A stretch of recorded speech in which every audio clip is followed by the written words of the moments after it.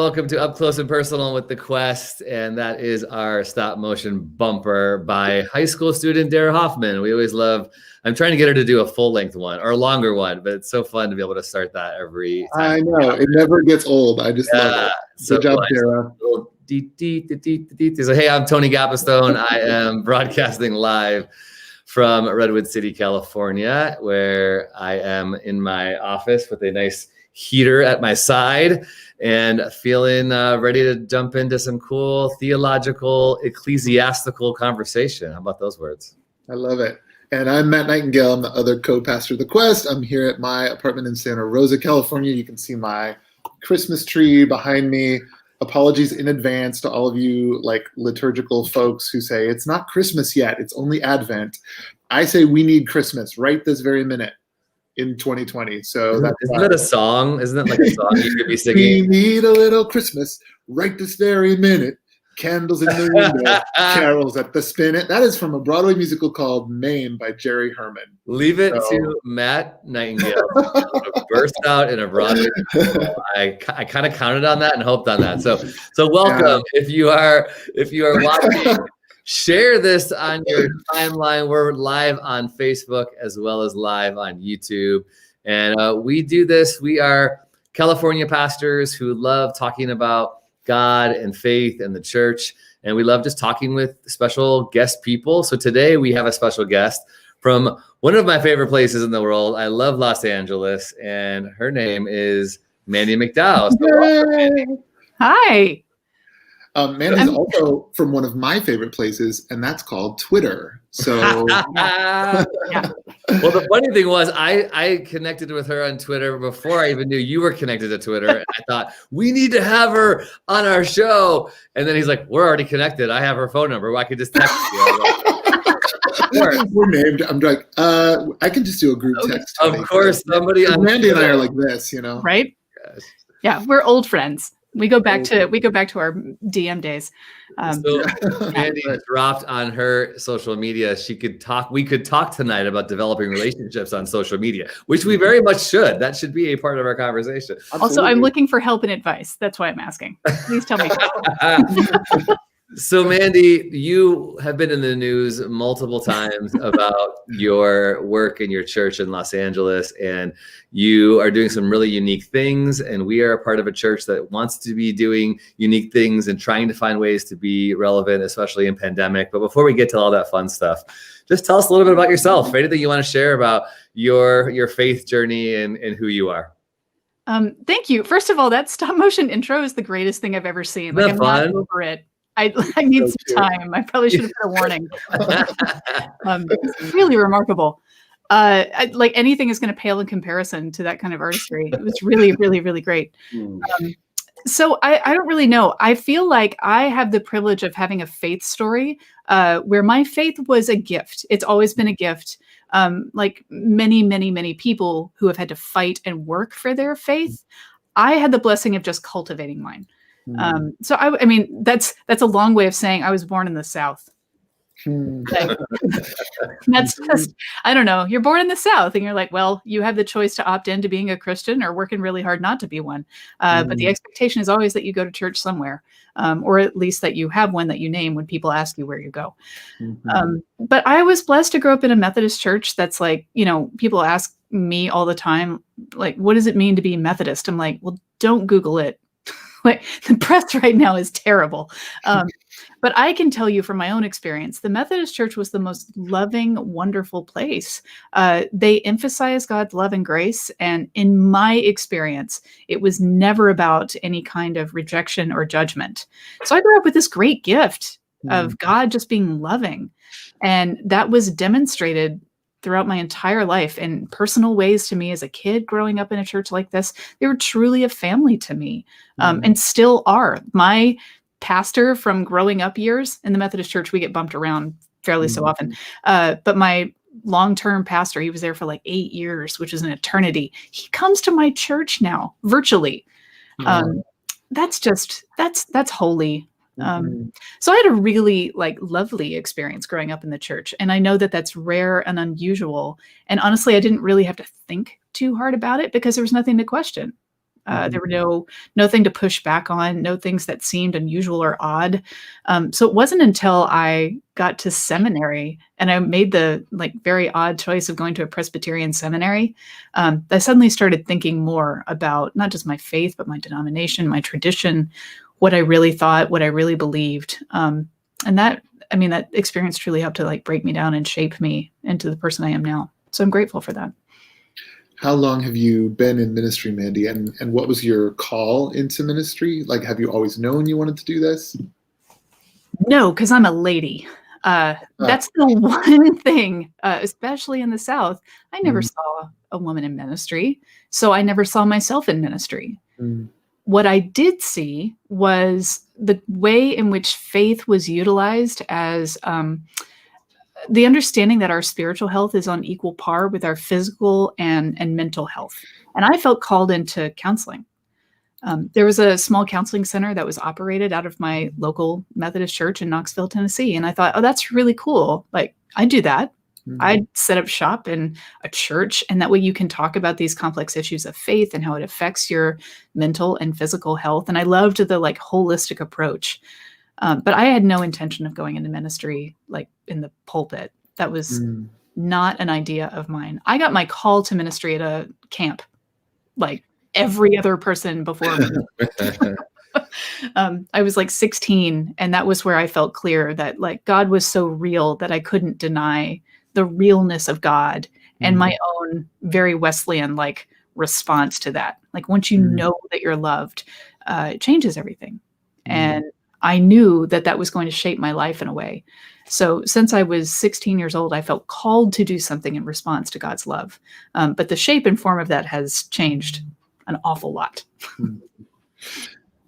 Did you get placed in a church right after seminary? And have you been doing this for your whole adult life? Or what has that career journey looked like? Yeah, I was an attorney for a while. No, I wasn't. This is my only job. I have one skill set. Well, yeah, it's quite a diverse skill set, though, when you're in ministry, especially senior pastor role. It is. And honestly, just before we went live, Matt out of nowhere just pulled all the credentials for a song, "We Need a Little Christmas."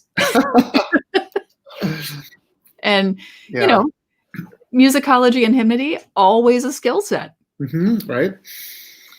My background had been my first job in church was playing the piano with the choir.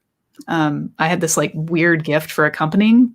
I'm not a superb piano player, but I'm a really good accompanist. And I can sight read like nobody's business. Ooh. So I was a good person to have in that role. And so I wound up going to college on a music scholarship. I got into theater once I got to school, and I went from being super shy. I had a terrible speech impediment as a child. I had to go to speech class for 5 years. I can't do math, but I can say my S's correctly now. So my daughter is, 10, and she'll ask me math questions. I'm like, oh, baby, I don't know. Same. I'm horrible at math. Yeah. I think I love when pastors talk about being challenged with certain things, because it does feel like we have to be good at a lot. Like you're counseling, you're balancing budgets, you're writing newsletters, you're singing, you're preaching, managing people. You're dealing with property. Yeah. You're talking about insurance. It's especially in small churches. Toilets on Easter. This is fine. Yeah. It's normal. I was a camp counselor. Yeah. So you've had a journey of getting to LA from the South. There's, I'm sure, a lot of stories you could tell about the fish out of water. And I just would be curious to hear, how have you made, LA your home, and what kind of things have surfaced for you that have been really challenging, as a woman in ministry from the South? I like hearing all that kind of backstory from, who you are and your journey. Anything you could share in that retrospect? Yeah. I'm skipping over one major part of the story, which is the ordination process is designed to make you question everything you've ever said or done, by design. And I managed to navigate my way through that. Right out of seminary, I met my spouse when I was in seminary. We got married. He was a PhD student.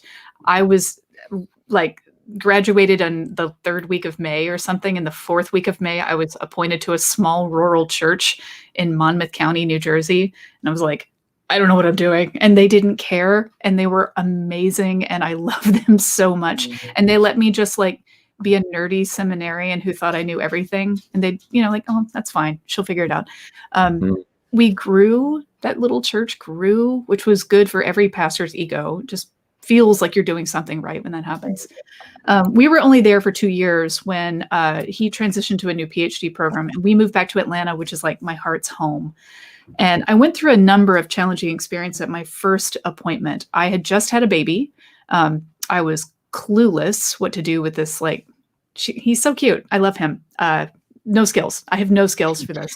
So the only thing I knew how to do was talk to their moms and nurse him. That was it. Those were my coping mechanisms. And I wound up getting a job as a children's minister at this really remarkable Methodist church. And like, we're still friends. We are godparents to each other's children. That group of moms just like took me in and were my people and are my people still. And now we're fretting over our kids getting driver's licenses.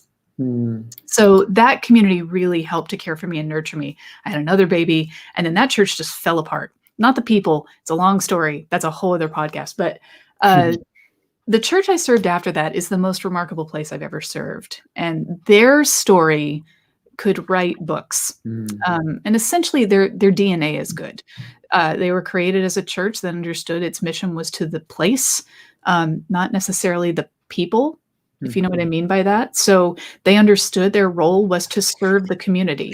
And as the community changed, they were adaptable enough to know that they needed to continue serving the community.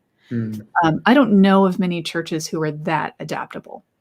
So over time, what that meant for them was they were, serving German immigrants who were coming to the States right after World War II. There's a remarkable story about a family who came across, she was pregnant with her second child. Their oldest child was her daughter. She and her husband came over on this boat, and, their country had been war torn. They had lost relatives. They'd lost their pride. These were German people who had no interest in the Nazi party, but everything about their identity was now very shameful. And they came to the United States seeking a better life, as does, as the story usually goes. And they wound up on this train going through the poorest parts of South Carolina and seeing like how slavery really had never stopped. And she looked at her husband and said, "Where have you taken me? Like, is this better?"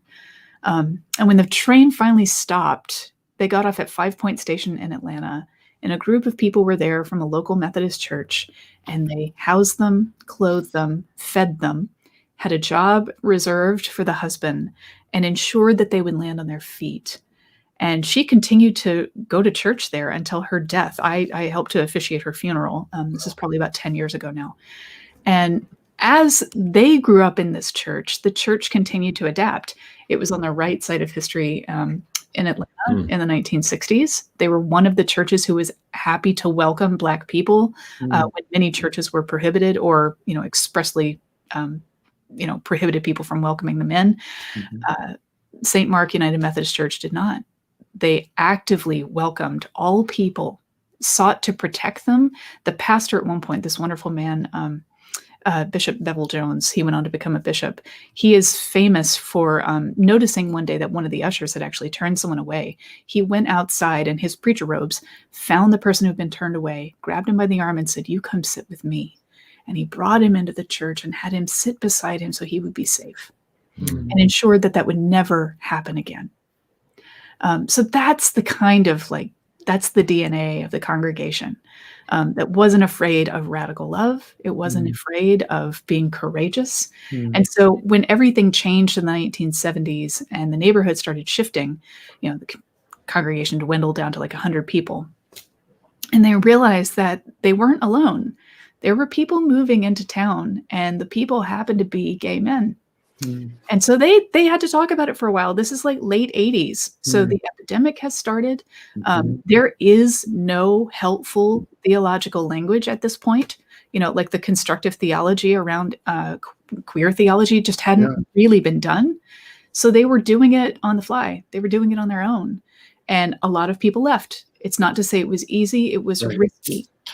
But they made the choice. that church is situated on Peachtree Road, which is like the road in Atlanta. And across the street was Atlanta First Baptist. And on the first Sunday that they decided to be really clear about their invitation, it was Pride. And this is back when Pride was still a protest. Yeah. And dangerous.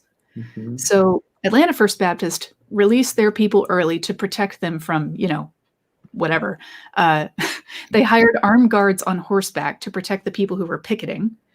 And one of our members was famous for saying, what were they afraid we were going to do? Break in and redecorate?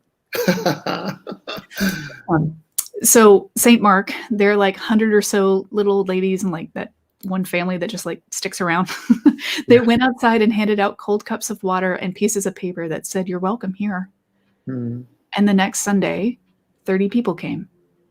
And if you're a church of 130 extra people show up, you're like, the evangelism prize is being distributed immediately. Yes. Those 30 people found that they were welcomed, that they meant it, that it was safe, that they could find a church home. And this is a community that had found their church home in bars. They created like drag church so that they could find spiritual homes and sing the songs that meant so much to them. Like they found a way to practice their faith, but it had to be on the fringes in these atypical settings. And the best part about this church is as they started growing into this identity that was centered around the LGBTQ community, that stuff didn't go away. Our greatest fundraiser every year was a drag show in a bar. And that was so much fun. Because there was no shaming. Like we understand this is a piece of who you are. We embrace the culture. We embrace the expression of what it means to be your full self. And I've really never seen a church be quite so adaptable like that. Well, and astonishingly, it was a United Methodist Church, right? And unfortunately, this denomination is, as far as I understand, right now on the verge of splitting because of this very issue, right? Yep. Yeah. So that's kind of amazing to me that this, this powerful, amazing, queer-centric church is a United Methodist one. I mean, it's amazing and beautiful, but also sad that the denomination can't like embrace that and understand how beautiful that is. Yeah. Well, and our situations, the polity conversation here is wildly uninteresting, but one of the issues is that we're a global denomination. And so if the conversation had been happening only in American Methodist churches, the conversation probably would have shifted a long time ago. But because we've got these really wide bounds of connection that extend to countries where, theologically speaking, they're simply not on the same page. That's me being very polite. So that's part of the reason why we've been in this logjam for so long. Wow. Yeah. We are very interested in talking about what it looks like to be welcoming and inclusive and trying to figure out how we be the church, just even in that inclusive and affirming way. But now as we talk about digital life and what looks like to have a building and use the building or not, I want to get there, but I want you definitely to share about, so from moving from Atlanta to LA, anything that comes to mind, because I love LA so much. My aunt and uncle live in Silver Lake. So when I go for my meetings in LA, I always get to stay there. And filmmaking and the TV industry is, very much a priority in my life. So I know LA gets a bad rap from many people who are even in LA, but what was it like for you to transplant from where you were to the Los Angeles community? Well, it was interesting. So my spouse and I had 3 children, and he was working as a professor, and then he wasn't. The job that he had at a seminary, they opted not to renew his contract, and it was not like no drama or anything, but it was dramatic for us. That's a lifetime job, and it was like, wait, hold on, we have some reconfiguring we need to do, and he has relatives here. His brother and brother-in-law. They had adopted children around the same time that our oldest was born. And we love them so much and wanted to be closer to them, and thought, well, maybe this is the opportunity. Maybe the floor dropping out from beneath us is a pathway to something totally new. And if I haven't made it abundantly clear, I love Atlanta so much. It's my home. It's still like, it's where, I don't know. It's my home. It's a place where I always felt like I just belonged. It was an easy place for me to live. But I thought, all right, he's lived here for 9 years. For me, very least I can do is explore this. And so I cold called a district superintendent, like, don't ever do that. It's like, it's the equivalent of going to the principal and asking the principal for a certain teacher for your kid. Like, okay. Never works, right? Because they always know better than you. I called and said, hey, my family's thinking of moving. We're thinking of moving to the Laguna Beach area. Just curious if there might be a church that needs a pastor. And he called me back and was like, turns out, absolutely. The only church in the area, they had gone through like a pastoral shift and they didn't know who to put there. And then I called and I'm like, here's my resume. Like, if you don't want a radically LGBTQ affirming lady, you don't want me, because that's like, that's who I am. And Laguna Beach had the first gay mayor in the United States. They had been a home for the queer community. It's an artist colony, for Pete's sake. So it was a good fit. And we moved here in 2014, and I took this little like quiet church with a stunning view of the ocean. And a year later, my husband left me. And I was like, but wait, this wasn't the plan. I don't want to be here necessarily long term. And now, because of custody and all of the complications that come with a divorce, there was no pathway home for me. And it took me absolutely, like, I thought the ceiling had fallen or the floor had fallen out before. Turns out there were several other stories to go. It's the closest I've ever come to feeling like I needed to question my faith. And what I found was that God's presence in my life didn't waver. Even on the nights where I was like fist shaking and deeply angry and betrayed and all of the grief and everything that comes with a divorce, especially as a clergy person, a new clergy person. I didn't have relationships here. People didn't know me. And now I've got this like, scarlet letter of shame. And, everyone wants to know, like, well, what happened? And it wasn't scandalous. It just wasn't working. And it just wasn't going to work at all, despite any attempt to fix it. So in my realization that my understanding of home was going to have to be very broad, it extended now to another household.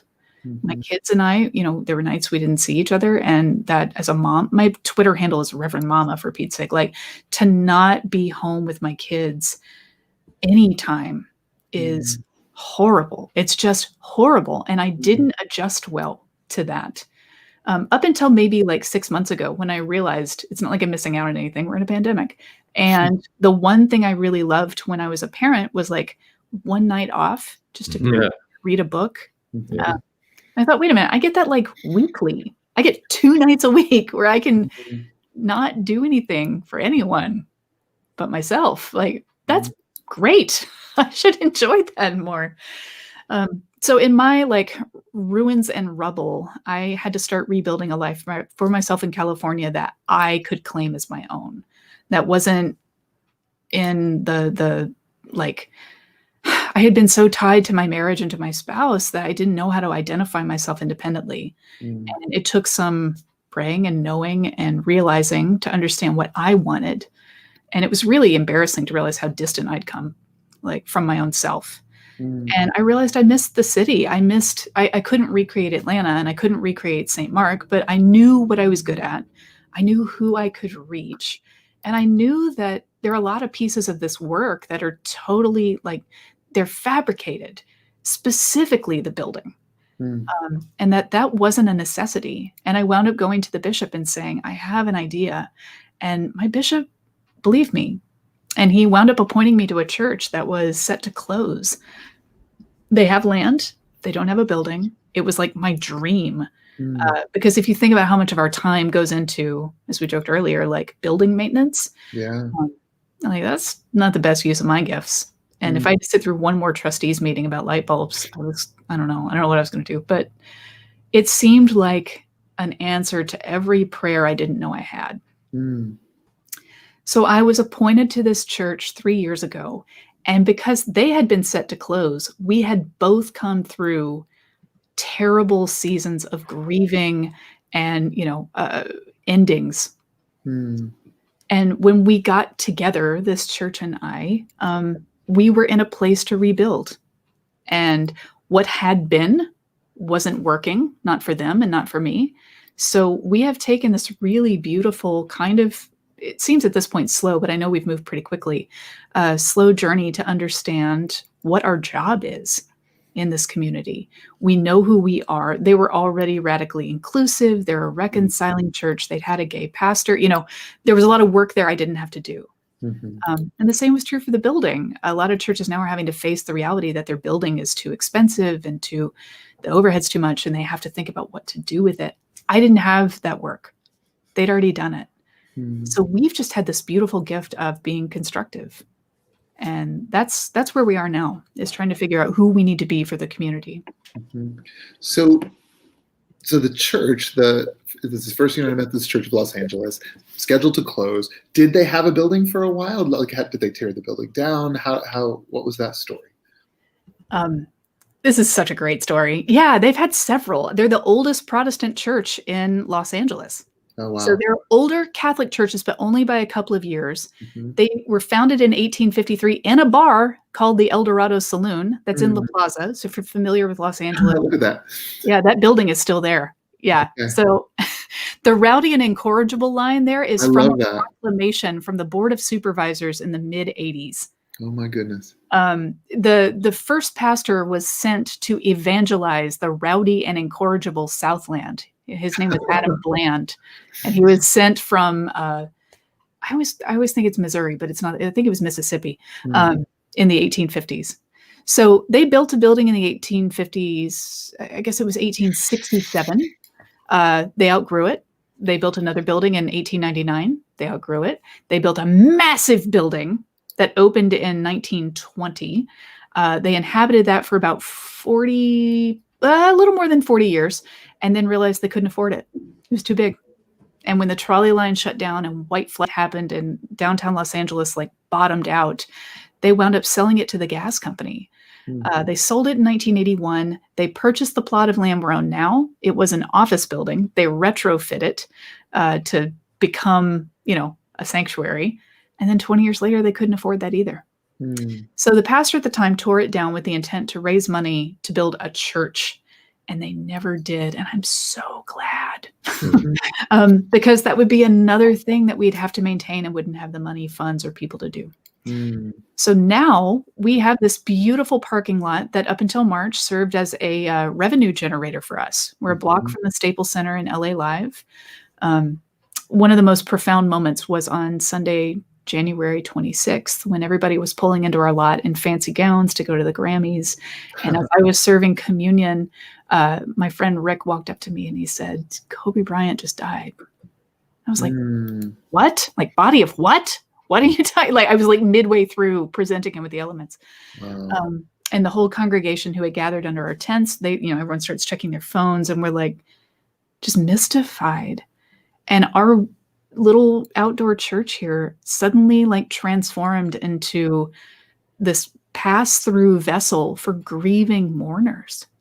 And we packed up all of our stuff at the end of worship, and all of us who were able and willing walked over to the Staples Center just to be there and to mourn and to grieve. And that location, I've realized, is the church needs to be here. And when I say the church, I mean that in the body of Christ sense. Right. The community desperately needs a spiritual home, because when they were grieving, and this summer when they were protesting, and this spring or this fall when we were celebrating, we had 2 national championships. Our streets were flooded, whether it was joy, sorrow, or rage. And the church is the vessel for those things. And when it doesn't exist, you can see that there's still that spiritual need to express these things. So that sort of rekindled my my interest in what we can do there. I love that. That's so inspiring. I mean, yeah. And I love that you set up tents on a Sunday morning and do your thing in the parking lot. That's beautiful. So even pre-COVID, you were meeting in the parking lot every Sunday. And the beautiful thing about Southern California is 300 or 50 weekends out of the year, you're fine. Yep. You And might there's have, always those two. They're like the worst ones. Like today That's we right. had a baptism in our parking lot today, and That's it's raining. Like, that's right. Of sure. course. Yeah. So pre-COVID, that was happening for how many years, Mandy? So I got there in 2017, July 1st, 2017. We actually took about 6 months to do some research. We started meeting outdoors once a month, just something small and simple, but we needed some time. We're like the world's oldest new church start, like because everything had to restart again. Right. And I asked for patience. Like, I need to learn this neighborhood. I need to learn what's here. The thing when we went around and visited other churches to see like what's going well, what's working, what's not working, what's everyone doing, what's no one doing. And we got some pretty good answers to those questions. Like, we're not going to be Hillsong.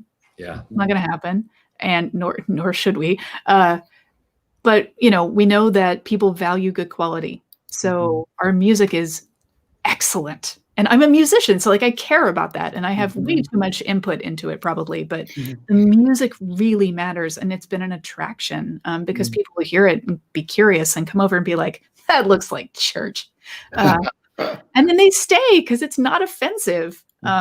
And beyond not being offensive, it's also clear. Like, oh, it's clear what's happening here. There's no denying that this is a religious gathering, but it's also clear who is welcome. Yeah.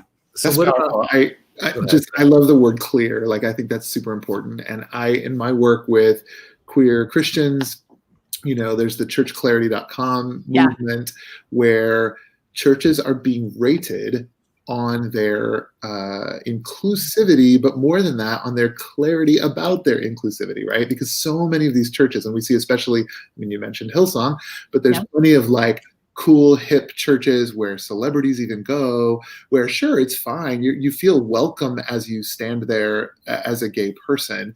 But like, if it came down to it, you would not be able to be married in that church. You would not be able to lead a small group. You would not be able to participate in leadership because at the end of the day, they still say, oh, we love you, we welcome you, but we can't affirm your lifestyle, your choices, whatever.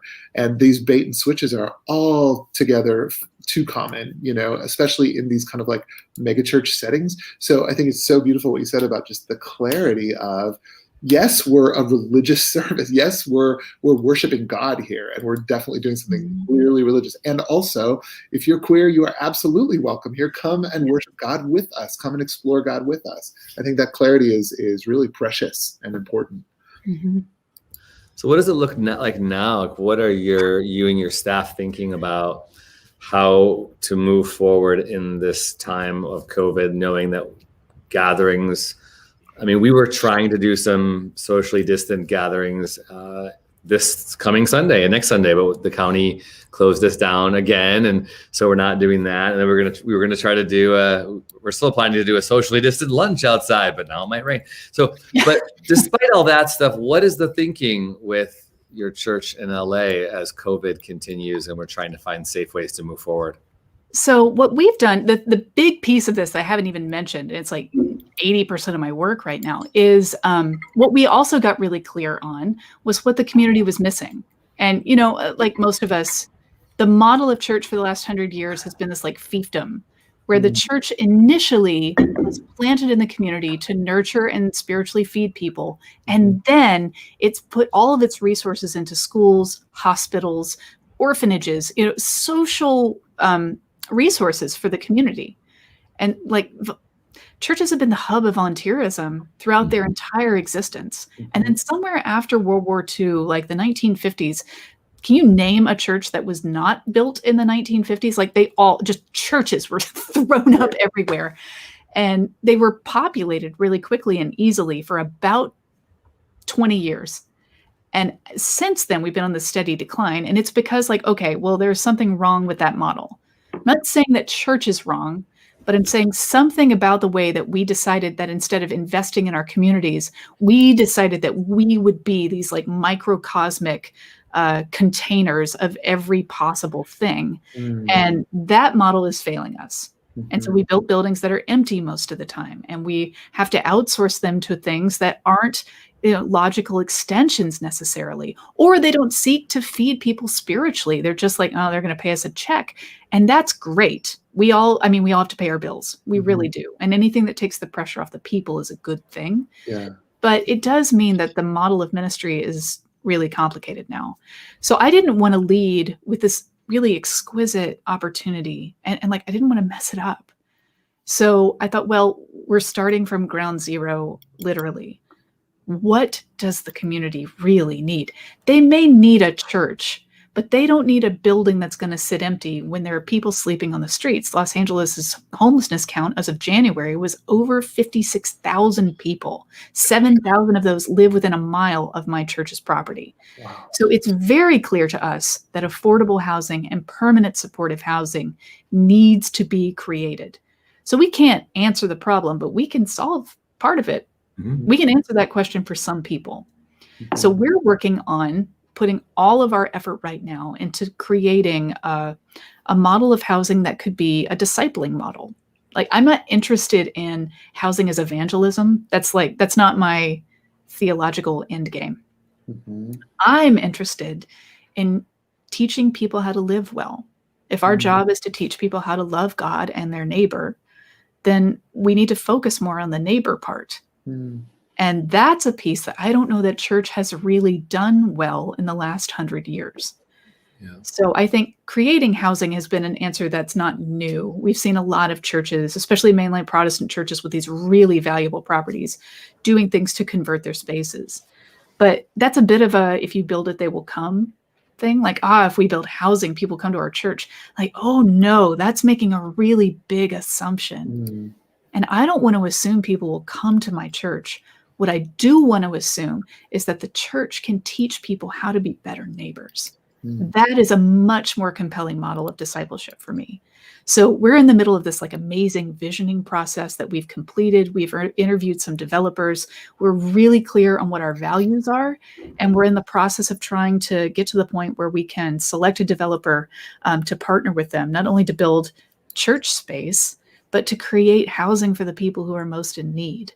So that's what we're doing right now. We have to start outside. Yeah. We're still pretty small. And a lot of the people that come are houseless. We identify as a houseless church. And so we're aware of what our bandwidth is. We can only do so much, and we can only do so much safely. If we invited people to gather, there's no way we could do it and keep people distant. And if we got into a position where somebody wasn't able or willing to participate in wearing a mask or keep themselves safe, and we run into that from time to time, it would be really challenging to settle that situation easily without it escalating or without additional help. So we know what our bandwidth is. And we just had to maintain, we're going to have to stay online for now, even though we're equipped to meet outdoors. Yeah, we're not scaled for that. So Mandy, you said one of your mentors is joining your online worship gathering. I'm sure you're finding more than Los Angeles, more than Southern California people joining you now. So is there any discussion around that as you move forward? Because part of what we are discovering is, okay, we're not just the Quest that meets in Novato, California anymore. We're actually seeing people from Colorado and Philadelphia and just different places jump in. And so we actually have rebranded our social media to be We Are the Quest instead of being the name of our city. Quest Novato, but we're changing it all. So what are your thoughts? Because we're still trying to learn, and our leadership team is really praying a lot about our future. We have similar questions with our building and how do we meet needs in Novato, but also now we go, but we have more people. So even if we do go back, when vaccines come, we're still going to have a large presence online. And I just wonder, maybe we can end our final 5 or 10 minutes here with some thoughts around what you think the future might look like for the church universal. Yeah, I think this has been a thing that's been brewing for a while. Because we have such an unusual situation, we're pretty aware of, we try to take racial equity into account, and how can we ensure that people have adequate access both to leadership, to participation, but not just racial equity. We're also thinking about socioeconomic equity, people with disabilities. Like, how do we ensure that we can be accessible? If we say we're affirming, like, we can't just mean affirming of abled people or of accessible people. We have to mean that we're affirming, like, to the extreme of that. So we've been live streaming since we started. On Facebook has been the one method that we've used, but I think we can diversify that, which is good. So we had an online presence already. That's one of the things that helped us transition pretty effectively, is that for some people it wasn't new. They were accustomed to finding us in that virtual space. So that's a thing that I think most churches have found. Like, we're actually really good at production. Pastors are accustomed to putting on a full-scale production once a week. And transitioning to this media is actually not that hard. I mean, it is. It's incredibly hard and challenging. But once you do it, you're like, oh, well, now I know what to do. So that shouldn't go away, because, you're reaching people in a small rural part of Colorado that have no options. Not only that, they may not have ever encountered somebody who is comfortable articulating their faith as somebody who identifies as queer, who is affirming of the LGBTQ community, and can say, this is a way that we understand our faith, and we've wrestled with it and fought with it and believe it. And we know how much God loves you because we know how much God loves us. And like, if that message, that's never going to get old. And it's never going to not need to be heard. There's so many negatives. So what you're doing to continue reaching people, we're breaking down these barriers that we've always said we wanted to break down. Now they just don't exist. And access is so high. I think that's a really wonderful thing for the body of Christ. We have been so excited about the opportunities that this pandemic has afforded us. I mean, the opportunity to sit with you on a Wednesday night, and you don't have to drive up. We don't have to fly you here. And we had, on Sunday we had Reverend Yolanda Norton from Austin, Texas, founder of the Beyonce Mass. She's preaching for us. And it is relatively easy now to have these sorts of connections and this kind of reach. So it's been really exciting.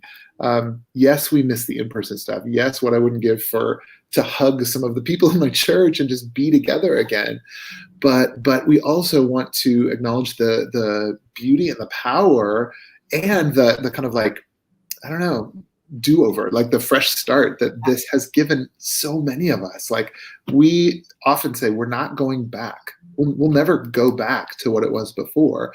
We just will move forward into whatever future God has for us, and we can, like, envision, because we can't just go back. We also were live streaming. We had cameras in the back kind of showing what was happening in the building, but it has become so much more immediate, our Sunday morning presence and our Wednesday night presence. And so we don't want to go back to just you can sit in the balcony and watch from your home, right? We want to continue to be this interactive, if at all possible. So we're trying to think of ways to do that for people in the building as well as people at home. Right. But my mom is thrilled. Like, my mom and I get to go to church together. She lives 2,000 miles away. So, like, she comes to Bible study now. So sweet. Like, I never thought I'd get that opportunity. I love her very much. It's just wonderful that geography isn't a factor anymore. Right. And I think, what's fun too is, like, as a preacher, you get to understand what your preaching style is. And I'm very clear that my preaching style is Mr. Rogers. Like, this kind of, connectional one-on-one. I know a lot of people choose to do it different ways, but like, I wasn't going to leave my house. So this is what I have to work with. And it found its way into a new, I found a new preaching voice in this space that is, frankly, much more intimate. And it's funny because I don't know about you, but if we live stream on Periscope too, and it will come up in that space in a, like, anonymous way. So I'm just like a lady talking on someone's feed. Right. And I'll get all these comments like, who are you talking to? That's so good. This is going to be boring for you. Well, this is good. Thank you so much, Mandy.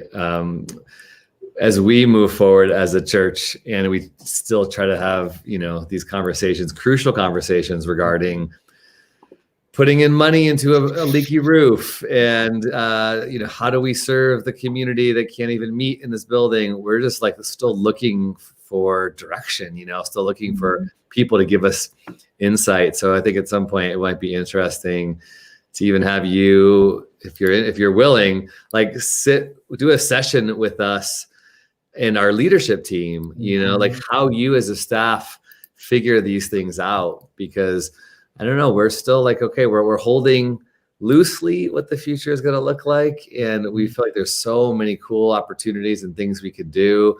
And I think part of my question is like, when you said, what is not being done, right? What is not being done? What other churches are already doing? What has God made us perfectly for this moment, this season and time, with our skills and our abilities and who he's brought? What are we supposed to be doing? That's a really important question. Yeah. Because I think especially as a small church, even big churches, like you just can't do it all. And you can't be like that church. You got to be like this church. You got to be like, who can you be? So I think that's a really important question. And if you're watching this class, either live or on the replay, be praying that for us as we move forward, as we do congregational meetings and new membership calls in January. You'll be hearing about that in the future. We want your input. This is your church, our church. We are the Quest. We are the church. It's really, really exciting stuff for us. And we'd love you to make sure you're on our weekly email list. So every Wednesday, you get an email that tells you what's coming up and what's going on, so you don't miss out, because we're putting it out there in social media. We're telling you on Sunday, we're doing these Wednesday things, but we know sometimes, not everybody can make everything. So make sure you go to questnovado.com. For now, that is our website. Look for a change in the future for that, but questnovado.com, and you can sign up on our email list. And that's all we got today. Go follow Rev Mama on Twitter and say hi to Mandy and follow her and see all the things that she talks about when she's periscoping on a Sunday. I know we didn't even really get to explore Twitter. I'm like all about social media, but let's do some quick tips. Okay, we're going to end with some quick tips. How can people maintain or start or be a good Twitter friend? What are your thoughts? Go for it. Who are you asking, Mandy? Yeah, both of you. Well, I feel like during the pandemic, my Twitter presence has grown exponentially. And part of that was because I spent a lot more time on social media. I was stuck in this house all day long and hungry for connection. And for me, for 10 years, Twitter has been like my go-to social media. And I have made, honestly, like dear friends. I had people like Twitter. I couldn't have come out of the closet without Twitter. I found a wonderful community of #faithfully LGBT people. And those friends have grown and grown and grown over the years. And yeah, I mean, it was on Twitter that I found Mandy, and I don't even remember what our first conversation was, but I liked what I saw. I saw this progressive, Jesus-loving, obviously queer inclusive woman who I don't know. And then I found that video about your parking lot church, and I was like, oh my gosh. And one of us at one point direct messaged each other, and we were talking about singleness, and we were talking about loneliness, and we were talking about let's talk, let's get together. Like, we all need connection, and Twitter is, for me anyway, it's a very immediate. Like, you can have really cool connections with all kinds of people. So I don't know. I just get out there and use it and try it and follow people and watch conversations. For me, like, as people respond to things that I post, I often retweet their responses, which makes people interested in the conversation. They come in and add more to it, and I retweet those. So there is some methodology to kind of like growing your visibility and platform.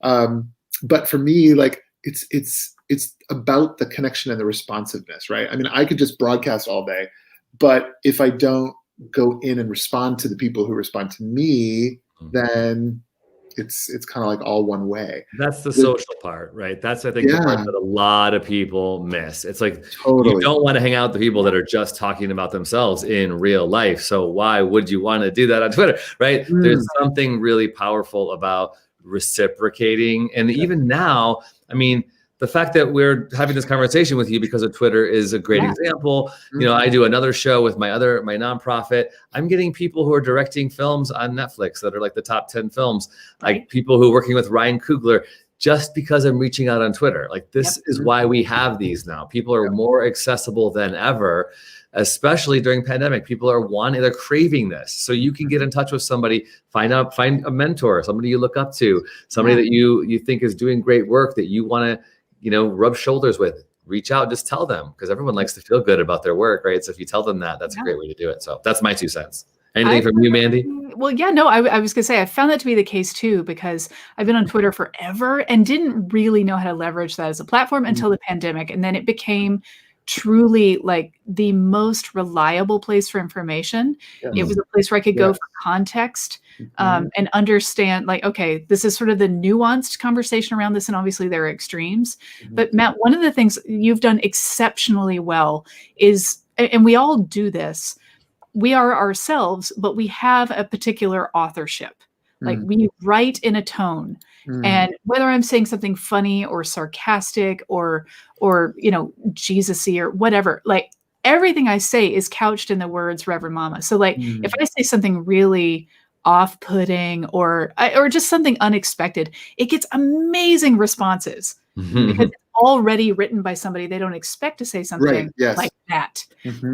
And the best thing too, Matt, is knowing like your Twitter handle is your name. Right. And because your following knows who you are, it's very clear. Like, I think you can say really courageous things. You can say it bluntly. You can say it honestly. I actually really like that language and cursing is like a much more accepted thing in that space because it's a space that demands honesty. Yeah. And that's one of the things I've watched from you and a number of other people is how to create your voice. Because I know where to go. Like if I see something trending and I'm like, I want to see what Matt says about this. I know that I can rely on you to be honest about it in your way. And then it helps me craft my own response, think about my way I want to speak to something if I even need to. You know, sometimes you're like, plenty of people have done this. Right, yes. But yeah, and then finding that, you know, celebrities in my mind are like journalists I respect. Right, yeah. Discovering that they are much more accessible. They're people. They're bored out of their minds like we are. Everyone is craving. It's not attention. It's like, you know, to be seen. Everyone wants to be known and appreciated. And I have found like I've made a couple of connections with people I never would have normally. And who cares if it goes anywhere? It was awesome.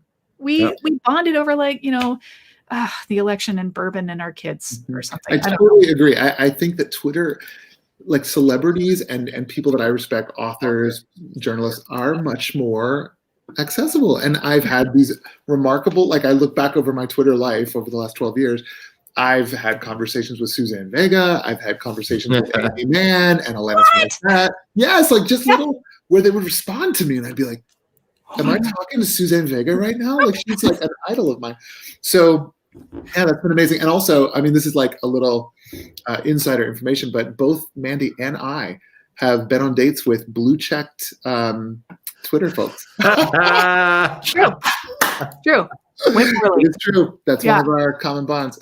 Which one of these things is not like the other? Right here. You're right here. Yeah. It's okay. Right, well, none of us have blue checks yet, do we? So we don't have the blue checks, but we all have that in common.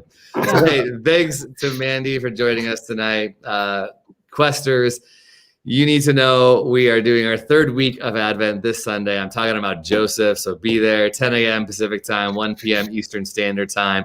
If you're in Novato area, just watch the rain, watch the forecast. If there's rain coming down, we are not having lunch outside. So just know that. We probably won't know till the morning of, but hang in there and stay tuned.